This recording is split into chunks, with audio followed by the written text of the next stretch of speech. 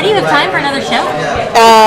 Well, you know what? I basically have time for this, and that's about it. I told somebody, when you're doing one show, you throw every single ounce of yourself into that show. So you are already working the maximum amount of hours in any given day that you can work and not die. And you manage every detail, from what length some of these bangs are, to what the title card looks like, to how loud the music is.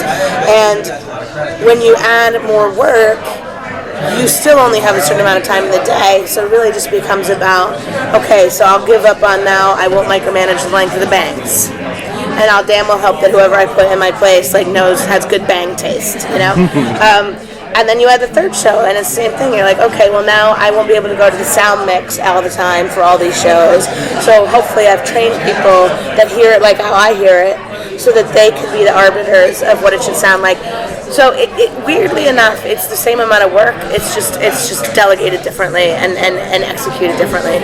So when you have two successful shows, what about Containment? When you came across your way, did you say, okay, I really want to do this, even though I'm swamped?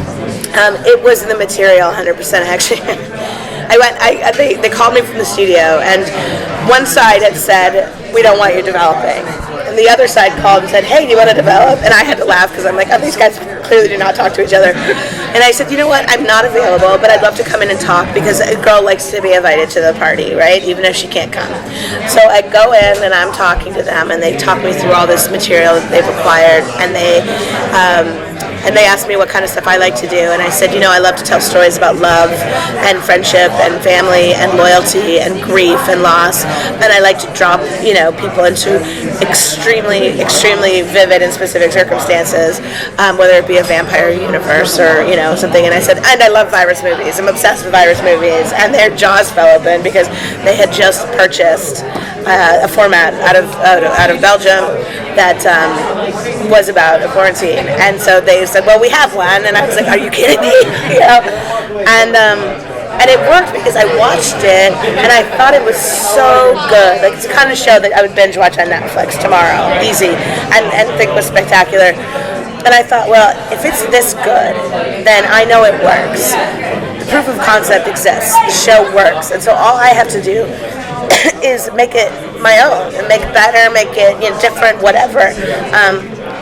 But I can do that with the two other shows juggling, because I'd be an honor, to be involved. It's like, I call it my little cable piece. I love it, It's smart. It's like Homeland. It's gritty and cool, and it's grown up, and I love the tone, and lets me play in that world in a way that makes me happy.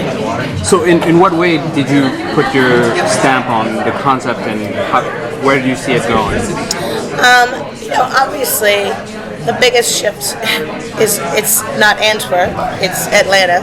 I'm very familiar with the city of Atlanta because I work there quite a lot, and so it was fun to sort of the first time we did the map, we drew the map of the quarantine line as scripted, and I looked on it and I was like, that doesn't look like my apartment's in there.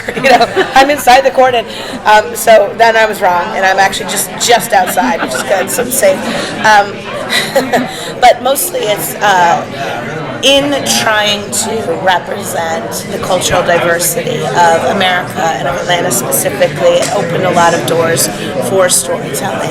You have a black cop in a southern city, and you have a lot of politics and a lot of stuff that immediately comes out of that, and it opened doors that I hadn't even expected, and I love that, because I'm just, it started, when I started it, I had the cast from the Belgian show in mind, and then as we peppered our world with people that look like what Atlanta looks like, it just began, like now with George, he's English, he plays Dr. Cannerts, he's English and he's also Asian.